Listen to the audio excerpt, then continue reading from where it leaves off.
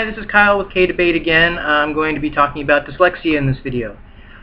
Somebody made a comment on one of my previous videos when I was talking about myself having dyslexia, and they wanted me to talk more about it. The things I dealt with, the things I've seen other people deal with, and just how it affects people and what it actually is. Okay, dyslexia is a mental issue. It causes people to see letters forwards, backwards, upside down, that you mix words up. You see the or when or if, or this word in front of this word when it's not, especially when you're reading quickly. But it's not just for letters, it's not just for reading, it's also in math. It's also when you're looking at things, it can just switch different things from first to second, or just completely backwards, especially when you're trying to remember things like phone numbers. It can be extremely difficult for your memory. You can be speaking and just mix up your words. There's a lot of different kinds of dyslexia. Mine was mostly with reading. I got the B and the Q mixed up. The B, the D, the P, and the Q all mixed up. I was good with math, but I was really bad with remembering a lot of numbers. Okay, let's see. It causes early development problems with learning how to read, especially if you don't catch it and you don't notice that they have dyslexia, because they don't know. They're just having trouble. And it causes a lot of problems because you don't know, and you push them harder, and they become frustrated, and they don't like reading, and it causes... I hated it. I could not read, and I didn't know why, and other people were learning really easily, and I felt discouraged. Nobody noticed I was dyslexic. The person wanted me to mention how I fixed being dyslexic. I didn't. I'm still dyslexic, but I learned how to read backwards and upside down. So if the word has a lot of B's or P's or Q's or D's in it, I can look at it and say, okay, that word has, it's about. It's not a doubt or a quout or anything like that. It's about. The word itself gives me what it means. If I don't know what it is, I'll look at the context within the sentence. If it could be a B or a Q. It's not very common in a word, or a B or a D. It's like, what's my grade in school? That's why they're capitalized. That helps a lot when you capitalize words, because then they don't look anything alike. Let's see. One of the ways that you can actually compensate, besides learning how to read backwards and upside down like I did, is to use a colored filter. This doesn't work for everybody, and it works differently for everyone. Nobody's sure why it does this. But if you have something like this, just a plastic sheet, you know those dividers in school that are colored? Red, blue, yellow, green, but they're see-through like this? If you place them, let's see if I just grab a piece of paper. If you were to put the filter over it and it's colored, and it changes the color for some reason, I don't know why, it will make the letters stop moving. Another form of dyslexia is where the words move. I don't know if that's exactly dyslexia, but it's connected to it. And everything will stop moving, and it'll be in order. Different colors work differently for different people. For me, black on white works fine because of how I compensated. It wasn't easy to learn how to read backwards and upside down. It took a lot of practice. It took a lot of turning the book upside down, and still, it was a very odd skill set, and no one really knew why I was doing it. And it was because I wanted to learn, and I was very driven. And when I learned, I couldn't read at all until second grade. I couldn't read anything. Video games actually helped me learn to read because I wanted to know what things were saying. I wanted to figure out why were my little characters in the games doing this stuff. And that was actually, I was a very avid gamer, but I couldn't read anything, so I never knew where to go in my games. And it was frustrating. So I drove myself, and it's kind of a stupid reason, but any reason that gets you to step up is pretty much a good reason, even if it seems odd. Video games helped motivate me. I mean, so they're good for me. I really like video games. Okay, the colored filters, early development, reading with numbers. That's really the gist of dyslexia, but you also have to know that dyslexia is more of a learning, it's a learning problem, but it's also, it's something to do with your vision connected to your mind. So you can't just give them glasses, and you can't just take them to therapy, and you can't just give them medicine. It has to do with their development, their mental abilities. And if they have this problem and you don't know what to do, like say it's your child. Your child is 7 years old and they can't read a word. That was me. I learned how to read in second grade. I was about 7 or 8. And what do? Do you take them to a doctor? Yes. You take them to an eye doctor first to see if they have vision problems. Look, the letters are all blurry. I can't see. Give them glasses, they can see that, fixes that.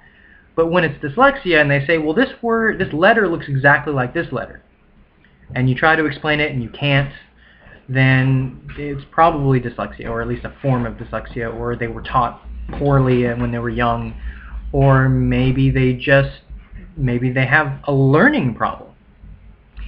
Maybe they just don't have the mental ability to differentiate. And if that's the case, then you take them to a doctor and you figure stuff out. And if you say, well, there's an issue with their brain development as opposed to their learning, which one will greatly affect the other. So you have to figure out what the problem is before you start trying to treat it. Otherwise, you're going to get a million hyperactive kids diagnosed with ADHD when really all they have is too much sugar in their diet. Stuff like that. You have to figure out what the problem is before you start, because people just thought I was lazy when I was growing up. It's like, learn to read. Learn to read. You're already falling behind. And then they never figured it out. Nobody figured it out until I kept saying, these letters look the same. These letters look the same. And then it clicked after a while, and it's like, oh, that. And it's getting more and more common that people are associating behavior with mental problems as opposed to learning problems. It could just be that they have bad parents that aren't teaching them things.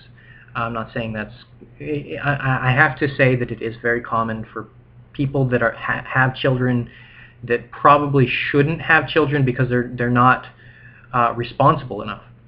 I'm not going to say anything bad about specifics, but I started kindergarten late, a year late, because they forgot to enroll. My mother forgot to enroll me, and my dad was having problems of his own. And then when I turned 10, a couple of months after I turned 10, my parents took me to Chuck E. Cheese's. Yay, Chuck E. Cheese's! And I was 10, and it was the best time to do it. And I asked him, well, why are we going to Chuck E. Cheese's? Why are you doing it? I was like, well, it's your birthday. It's like, no, my birthday was like 3 months ago. No. Your birthday's in like June. It's like, no, my birthday's September. And they actually pulled out, after we got home, they actually pulled out my birth certificate. It's like, oh, it wasn't September. All these years I've been thinking it was in June. I was like, okay, that's fine. That's more of a, you can kind of disappoint your kids by forgetting things about them, but when you don't enroll them in school a year late because you forget how old they are, there's kind of a problem with that. And it wasn't because she was too busy. She didn't have a job. She just kind of hung out. And my mom, I personally, I don't want to say that family is not important. It is, but my mother was a terrible mother. She was doing drugs a lot. She was drinking a lot. She's a chronic smoker, even when she was pregnant with all of us. She steals stuff. She lies on her taxes. She tried to teach me how to do that stuff. When I hurt my leg and I was in the hospital, she stole stuff from the hospital and lied about it when I asked her about it later. Then she would medicate us, and the kind of things that would make the government step in and take her kids away. But there's no proof, especially now, because that was like 10 years ago. I haven't really lived with her in a very long time, since I was 16, which was, I'm 23, so almost 7 years ago. So that stuff's not viable anymore. So at least not the child endangerment and the kicking me out in the middle of the night when we were camping, kinds of things. The statute of limitations for child endangerment, even as a felony, is only 6 years. So I can't do anything about it. I waited too long. But while I have problems with my mother, I do have problems with that. I don't think that it's right to just push that onto other people. It's like, I'm not going to say you're a bad parent because I don't know. I mean, situationally, maybe you just have really bad kids. I mean, people are people. You can have a sociopathic child who would kill you in your sleep because they're mad at you, or at least that you're not letting them do what they want to do. So I don't know. There are bad kids, there are bad parents, there are bad people. But there are good people too. So I digress a lot. I like to digress. Not purposely, but I enjoy going and explaining things and then explaining why I'm explaining things and then going deeper and deeper and deeper. I like that kind of thought process. I'm going to always do that. I grew up not having things explained to me, and I always felt that I want things explained personally. So when people talk to me, I over-explain. But can you really over-explain something? Well, their interest might wane. Their interest might go elsewhere. But I'm still doing my best to make sure that they understand. And I don't feel that that can be wrong unless it's hindering something, unless it's actually causing problems. And then, too much of anything can be bad.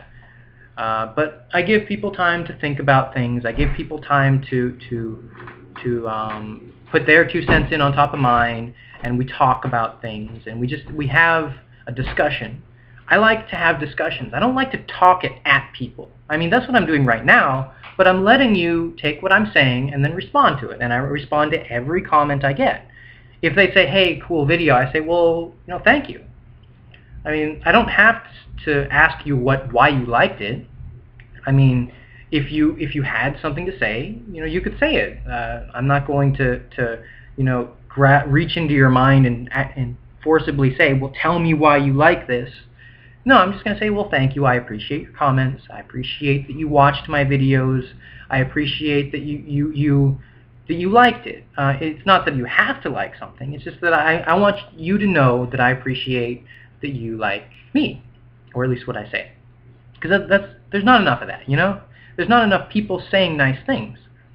And it's the little stuff that really adds up. I mean, you can do this giant gesture, but the little thank yous, they're hard to do sometimes because they, especially to people that don't do it a lot.